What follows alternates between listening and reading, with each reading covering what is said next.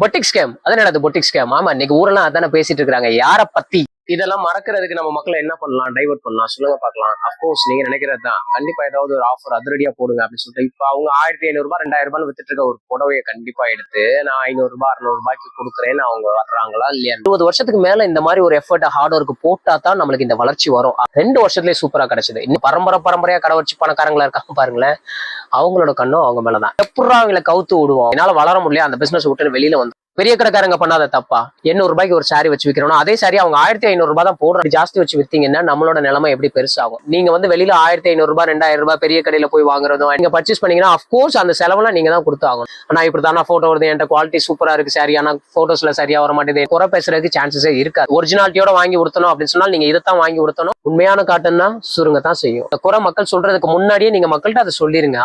Of course ஆயம் போகும். 3 மடங்கு 4 மடங்கு தயவு செஞ்சு வச்சிடாதீங்க. ஒரு கான்பிடென்ட் வருங்க. எதை நீங்க விக்கிறீங்களோ அதை பத்தி ஃபுல்லா தெரிஞ்சுக்கணும். எனக்கு சேல் மட்டும் ஆனா போதும்னு சொல்லிட்டு அது எங்க இருந்து வருது, அதுல என்ன ஃபேப்ரிக், இது வாங்குறதுக்கு முன்னாடி அதை நல்லா 1000 கொஸ்டின் கேளுங்க. ஐடோன்ட் கேருங்க. ஹாப்பி கஸ்டமர்ஸ் வந்து இல்லாத பிசினஸே கிடையாது. என்னைக்குதான் கீழே விடுவோம் எதிர்பார்த்துட்டு இருக்க ஒரு சில குரூப் இதெல்லாம் எடுத்து அப்படியே ஹைப் பண்ணி விடுவாங்க. உங்களை பத்தின ஹாட் டாபிக் ஏன் ஓடுது அப்படின்னு சொன்னீங்கன்னா இப்ப அவங்க தான் நம்பர் 1 பொசிஷன்ல சூப்பரா செமையா சேல் பண்ணிட்டு இருக்காங்க. உங்க பண்ண தப்புக்கும் இவங்க பலிகடா ஆக வேண்டியது. டிசிஷன் மேக்கிங்கா இருந்தாலும் அது நீங்க தாங்க எடுக்கணும். உடனே பெரிய ஆள் ஆயிரணும் அப்படின்னு நினைக்கிற ஒவ்வொரு மக்களும் வந்து பெரிய ஆள் ஆயிருவீங்க. ஆனா ஆயிட்டீங்கன்னா நீங்க அடுத்து இன்னும் கொஞ்ச நாள்ல எங்க இருப்பீங்கன்னு சொல்லிட்டு யாருக்குமே தெரியாது. அடுத்த வருஷம் இவங்களை விட்டுட்டு இன்னொருத்தர் வருவாங்க. அவங்க வந்ததுக்கப்புறம் அவங்களையும் குறை சொல்லி பின்னாடி தள்ளி விட்டு அடுத்து அதுவும் இப்போதைக்கு பண்ணாதீங்க. ப்ரமோஷன் அடுத்த பேஜஸே போய் நம்பிட்டு இல்லாம உங்க ஓன் பேஜை ப்ரமோட் பண்ணுங்க. நான் பண்ணுங்கன்னு ஃபோர்ஸ் பண்ணல, பட் பண்ணினால் நல்லா இருக்கும். அதாவது வீடியோ பார்க்க மாட்டீங்க, எனக்கு வீடியோ பார்த்து சப்போர்ட் பண்ண மாட்டாங்க, அப்படிலாம் ஃபாலோ பண்ணல, அதை பாக்குறது கிடையாது. ஆனா இவங்களுக்கு டைரக்டா எடுத்து கால் பண்ண உடனே எடுத்து எனக்கு அந்த கான்டாக்ட் எனக்கு போட்டு விடுங்க. எனக்கு எப்படி வலிக்கும். தேங்க்ஸ் ஃபார் வாட்சிங் வாய்ஸ் ஆஃப் வணிகன். நான் அமீர். பொட்டிக் ஸ்கேம் அதனால அது பொட்டிக் ஸ்கேம். ஆமா, இன்னைக்கு ஊரெல்லாம் அதானே பேசிட்டு இருக்காங்க. யார பத்தி அப்படின்னு கேட்டீங்கன்னா உங்க எல்லாத்துக்குமே நல்லா தெரியும். குறைஞ்சது ஒரு 20 வருஷத்துல இருந்து 50 வருஷம் 20 வருஷத்துக்கு மேல இந்த மாதிரி ஒரு எஃபர்ட் ஹார்ட் ஒர்க் போட்டா தான் நம்மளுக்கு இந்த வளர்ச்சி வரும் அப்படின்ற ஒரு வளர்ச்சி ஒருத்தவங்களுக்கு 2 வருஷத்துலயே சூப்பரா கிடைச்சது. இன்னைக்கு அவங்க ஸ்டார்ட் பண்ணிக்கிறது 5-6 வருஷத்துக்கு மேல ஆச்சுன்னு வச்சுக்கோங்களேன். சூப்பரான பிசினஸ், சூப்பரான வளர்ச்சி, நல்ல செம்மையா சேல்ஸ் பார்த்தாங்க. என்ன சிச்சுவேஷன் இப்ப? இன்னைக்கு அவங்கள சுத்திலும் சின்னவங்களா இருக்கட்டும் பெரியவங்களா இருக்கட்டும் எல்லாரோட கண்ணும் அவங்க மேலதான். சின்ன கடைக்காரங்களா இருந்தாலும் அவங்க மேலதான். பெரிய கடை பெருசா கடை வச்சிருக்கணும், பரம்பரையா கடை வச்சு பணக்காரங்களா இருக்காங்க பாருங்களேன், அவங்களோட கண்ணும் அவங்க மேலதான். என்ன மாதிரி கண்ணு? எப்படா அவங்களை கவுத்து விடுவோம், எப்படா அவங்களை கீழே தள்ளி விடுவோம் அப்படின்னு சொல்லிட்டு இருக்கும். இப்ப நான் யாரை பத்தி பேச போறேன்றது உங்களுக்கு நல்லா தெரிஞ்சிச்சு. ஸோ நம்ம பொட்டிக்னு வைக்கிறோம் பெரிய ரேஞ்சில் 2 வருஷத்துக்குள்ள நம்ம சூப்பரா ஒரு வளர்ச்சி போகணும். 2 வருஷம் 5 வருஷத்துக்குள்ள சட்னு வளர்ந்துடணும். என்னால வளர முடியல, அந்த பிசினஸ் விட்டு வெளியில வந்துடணும் அப்படின்னு நினைக்கிற ஒவ்வொருத்தருக்கும் இந்த விஷயத்த நான் சொல்லணும்னு நினைக்கிறேங்க. ஸோ நம்மளுக்கு வளர்ச்சி இமீடியட்டா வருதுன்னா இப்படிதாங்க ஊர்ல இருக்க கண்ணு எல்லாமே நம்ம மேலதான் இருக்கும். என்னைக்குதான் நம்மளை கீழே தள்ளி விடணும் பார்ப்போம். ஏன்னா அவங்க வந்து பெருசா தப்பும் பண்ணிடலையே. என்ன தப்பு பண்ணிட்டாங்க? பெரிய கடைக்காரங்க பண்ணாத தப்பா? இப்ப ஒத்துக்கிறாங்க. இப்ப நாங்க வந்து ஒரு சாரி வந்து என்கிட்ட இருக்க மக்கள், நம்ம மக்கள் எல்லாமே 800 சின்னதா பொட்டிக்கு வச்சு வீட்டுல ஏதாவது கொஞ்சம் வச்சு விற்கிறவங்க வந்து 800 ஒரு சாரி வச்சு விற்கிறோம். அதே சாரி அவங்க 1500 தான் போடுறாங்க. பட் அந்த 1500 போடுறாங்கன்னா அதுக்கு உண்டான செலவு இருக்குல்ல. சரி, அதே வந்து நீங்க பெரிய கடைகளை போய் எடுக்கிறீங்க. அதாவது பரம்பரையா தாத்தா பாட்டி காலத்துல இருந்து கடை வச்சிருக்காங்கல்ல, பெரிய மனுஷங்க சொல்லிக்கிறாங்கல்ல, அவங்க எல்லாம் போய் பாருங்க. அவங்க எதுவும் கம்மியா கொடுக்குறாங்களா உங்களுக்கு? அவங்களும் அதே புடவையா 1500 2000 தானே போட்டு வைக்கிறாங்க.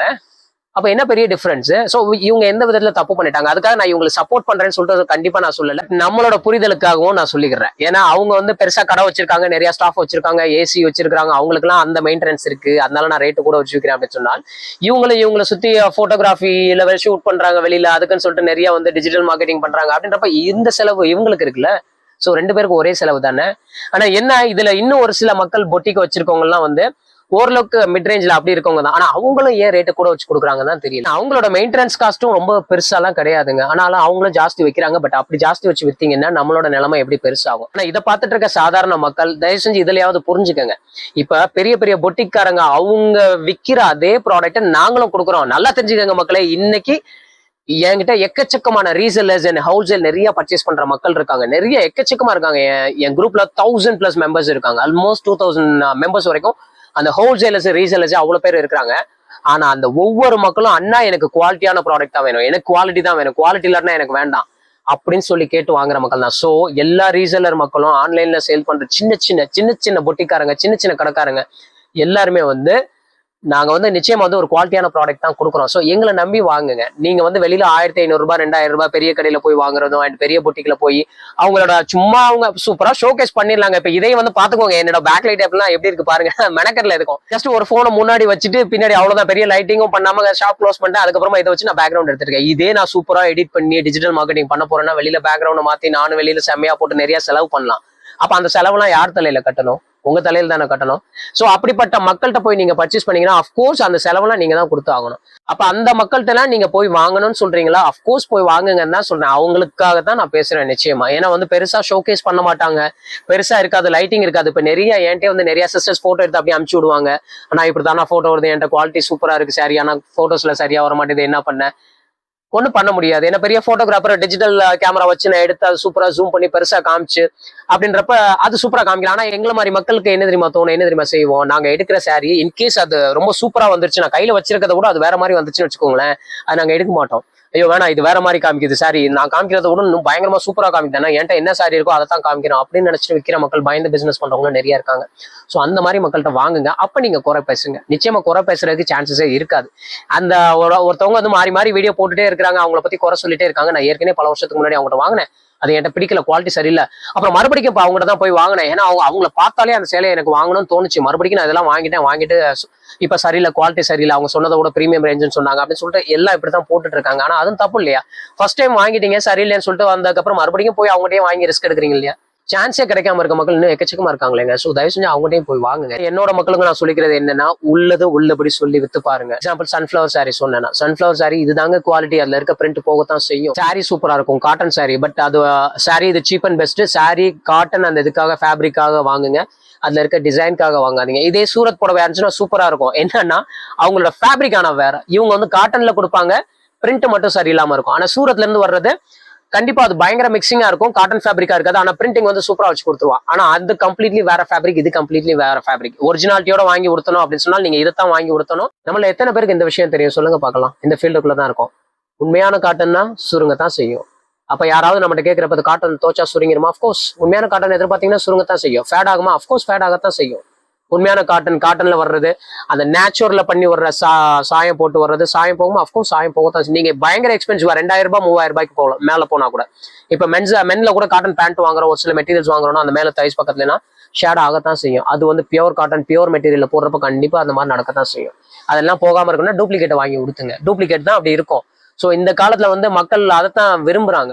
அதையே விரும்பிட்டு அதுல குறை வந்ததுக்கு அப்புறம் அவங்கள சொல்லி என்ன பிரச்சனை? ஆனா என்ன, அந்த குறை மக்கள் சொல்றதுக்கு முன்னாடியே நீங்க மக்கள்கிட்ட அதை சொல்லிருங்க. அதை தான் நான் சொல்றேன். இதுல சாயம் போகத்தான் செய்யும். என்கிட்ட இப்ப லினன் சாரி இருக்கு, லினன் ஃபேப்ரிக் இருக்கு. இந்த லினன் ஃபேப்ரிக் வந்து நாங்க வெஸ்ட் பெங்கால்ல போடுறது ஒரிஜினாலிட்டி மிஸ் ஆகாம, திருப்பி சொல்றேன், நம்ம போடுறது எதுவுமே ஒரிஜினாலிட்டி மிஸ் ஆகாது. நான் இதை வாங்கி ஏன்னா சூரத் ஐட்டம்ஸ் எதுவுமே தொடுறது கிடையாது. சூரத்ல எல்லாமே ஃபுல் அண்ட் ஃபுல் காப்பி தான். அவங்க போடுற அந்த பூனம் சாரியும் கிரேப் சாரியும் தவிர மித்த எல்லாமே ஏதாவது மாடல்ஸ் போடுறாங்களா, அந்த காட்டன் இந்த காட்டன். இப்போ வெஸ்ட் பெங்காலே நம்மளுக்கு ஒன்று கிடைக்குதுன்னா அதை அப்படியே காப்பி போட்டு அங்கிருந்து அனுப்புவாங்க. அது ரேட்டு கூடவும் இருக்கும் ஒரு சில டயத்துல. அதுக்கு நம்ம ஒரிஜினாலிட்டியே வாங்கி ஒரிஜினல் மிஸ் பண்ணாம அப்படியே கொடுப்போம்னு சொல்லிட்டு அப்படி கொடுக்குறோம். ஸோ ஒரிஜினல் லினன் சாரி நீங்க எடுத்து கொடுக்குறப்ப அஃப்கோர்ஸ் சாயம் போகும். நீங்க ஃபர்ஸ்ட் வாஷ் முக்கிய எடுக்கிறப்ப அவ்வளவு சாயம் இறங்குறாப்புல இருக்கும். இது ஒரிஜினல் காட்டன். ஒரிஜினல் இதுல வர்றப்ப அவங்க இது இப்படித்தான் இருக்கும், சாயம் போகத்தான் செய்யும். 2 வாஷ் பண்றப்ப நீங்க சாயம் இறங்கத்தான் செய்யும். அதுக்கப்புறம் அதுல இருந்து ஒரு சூப்பர் கலர் கிடைக்கும், நல்லா இருக்கும், அந்த புடவை சூப்பரா இருக்கும், பியூட்டிஃபுல்லா இருக்கும். அதை நீங்க சொல்லி கொடுக்கணும், மக்களை ஏமாத்தாகாம கொடுக்கணும். அதே போல அதுக்குரிய ரேட்டை நியாயமா வைங்க. 3 மடங்கு 4 மடங்கு தயவு செஞ்சு வச்சிடாதீங்க. இப்ப இவங்க அடிப்பட்டதுக்கு காரணம், இப்ப இந்த பெரிய பொட்டிக்காரங்க அடிப்பட்டதுக்கு காரணம் ரேட்டு கண்ணாப்பின்னான்னு வச்சு வித்ததுதான். 3 மடங்கு 4 மடங்கா பயங்கரமான ரேட். அது இப்பயாவது பரவாயில்ல, காம்படிஷன் நிறைய வந்தனால கொஞ்சம் கம்மி பண்ணி வந்துட்டாங்க. ஆனா இதுக்கு முன்னாடி நானே அந்த பேஜஸ் ரெஃபர் பண்ணுவேன். எனக்கே அவ்வளோ அது பாக்குற ஜீர்ணிக்க முடியாது நம்மளால. என்னடா ஒரு புடவை நம்ம 500 ரூபாய்க்கு இங்க ஹோல்சேல்ல கொடுத்துருக்கோம், அதே புடவைய 2000 ரூபாய் 2500 ரூபாய், நம்மளுக்குரிய ப்ராஃபிட் இவ்வளவுதான் அப்படின்னு சொல்லிட்டு அதுல மட்டும் நீங்க ஒர்க் பண்ணுங்க. அப்படின்றப்ப நம்மளுக்கு ஒரு கான்பிடென்ட் வருங்க. நான் வாங்கினதே அந்த ரேட் தான், அதுல என்னோட பர்சன்டேஜ் இவ்வளவுதான் வச்சு கொடுக்குறேன். அதே போல இந்த ப்ராடக்ட் இது, அந்த ப்ராடக்ட்டை பத்தி நல்லா தெளிவா பேசுங்க. இப்ப என்னோட குரூப்ல நான் போடுறப்ப ஒரு சாரி சேல் பண்றேன் அப்படின்னு சொன்னால் அந்த குரூப்ல என்னோட சாரியை பத்தின எக்ஸ்பிளனேஷன் கொடுத்துருவேன். இந்த சாரி ஃபேப்ரிக் எப்படி இருக்கும், இதோட குவாலிட்டி எப்படி இருக்கும், என்ன மாதிரி ஹேண்டில் பண்ணலாம் கஸ்டமர், இது எல்லாத்தையும் நம்ம சொல்லி தான் கொடுப்போம். நீங்களும் அதை அப்படியே உங்களோட கஸ்டமருக்கு கன்வே பண்ணணும். அண்ட் எதை நீங்க விற்கிறீங்களோ அதை பத்தி ஃபுல்லா தெரிஞ்சுக்கணும், அந்த ஃபேப்ரிக்கை தெரிஞ்சுக்கணும், அந்த சாரி எங்க இருந்து வருது, எப்படி ப்ரொடக்ஷன் போகுது, அதோட ஆரிஜின் என்ன, இது எல்லாத்தையுமே என்னோட குரூப்ல நான் ஷேர் பண்ணுவேன். என்னோட வாட்ஸ்அப் குரூப்ல, என்னோட கம்யூனிட்டி குரூப்ல இருக்கிற மெம்பர்ஸ்ட எனக்கு சேல் மட்டும் ஆனா போதும்னு சொல்லிட்டு வெறும் போட்டோஸ் மட்டும் எடுத்து போட்டுட்டு சாரீஸ் இந்த ரேட், ஹோல்சேல் ரீட்டைல் இது இவ்வளோ, அவ்வளவுதான் சொல்லிட்டு சாரி வித் பிளவுஸ் வித் அதை மட்டும் நான் நிப்பாட்டிட மாட்டாங்க. இது போக எக்ஸ்ட்ரா நீங்க தெரிஞ்சுக்கணும். நீங்க என்ன செய்றீங்கன்றது உங்களுக்கு தெரியணும். நீங்க எதை விக்கிறீங்கன்றது உங்களுக்கு தெரியணும். நீங்க விக்கிற சாரியோட ஆரிஜின் அது எங்க இருந்து வருது, அதுல என்ன ஃபேப்ரிக், இது எல்லாத்தையும் நீங்க தெரிஞ்சுக்கணும். தெரிஞ்சுட்டு நீங்க கொடுக்கணும். இப்படி எல்லாம் கொடுத்து இப்படி எல்லா விஷயத்தையும் தெரிஞ்சுட்டு கத்துட்டு நீங்க கொடுத்து பாருங்களேன், உங்களுக்குள்ளேயே ஒரு கான்பிடென்ட் வரும். என்னோட மக்களை என்ன நம்பி வாங்குற என் மக்கள்கிட்ட வந்து நான் ஏமாத்தல, நான் ஏமாத்தாம கொடுக்குறேன்ற ஒரு கான்பிடென்ட்டும் வரும். அவங்க என்னதான் உங்களை நின்று கொஸ்டின் கேட்டாலும் நீங்க சூப்பரா ஆன்சர் பண்ணுவீங்க. இன்கேஸ் உங்க கஸ்டமர் சாட்டிஸ்பாக்சன் இல்ல, கஸ்டமர் சாட்டிஸ்பாக்சன் இல்லைன்னா என்னங்க அர்த்தம், அதான் நம்ம சைடு தப்பு இருந்து அதுக்காக ஒரு சில மக்கள்லாம் வாங்கிட்டு இல்ல நான் வாங்கினது நான் எதிர்பார்த்தது வேற, இது வேற அது வேறன்னு சொல்லி மாத்தி கொடுக்குறது, அதெல்லாம் நம்மளால ஜீரணிக்க முடியாது. அது தப்பு, கஸ்டமர் சைட்ல இருந்து தப்பு. நான் தப்பு பண்ணல, பட் கஸ்டமர் வந்து இல்ல எனக்கு இது மாதிரி இல்ல நான் வேற மாதிரி எதிர்பார்த்தேன், அவங்க வாங்குற ரேட்டுக்கு நான் கொடுத்த ரேட்டு கரெக்டான ஃபேப்ரிக் நான் கொடுக்குறேன், ஆனா அதுக்காக எனக்கு இல்ல நான் ரீப்ளேஸ் பண்ணிக்கிறேன், நான் அது பண்ணிக்கிறேன், வேற மாத்தி கொடுங்க அப்படின்றப்ப அது அவங்கன்னு கிடையாதுங்க. எந்த ஒரு செல்லர்ஸுமே வந்து நான் அந்த மாதிரி ஏத்துக்கிற மாட்டாங்க. நீங்க வாங்குறதுக்கு முன்னாடி அதை நல்லா 1000 கொஸ்டின் கேளுங்க. வாங்குறதுக்கு முன்னாடி அதை பத்தி எத்தனை கொஸ்டின்ஸ் வேணா கேளுங்க. கேட்டுட்டு அதை அடுத்து நீங்க பர்ச்சேஸ் பண்ணுங்க.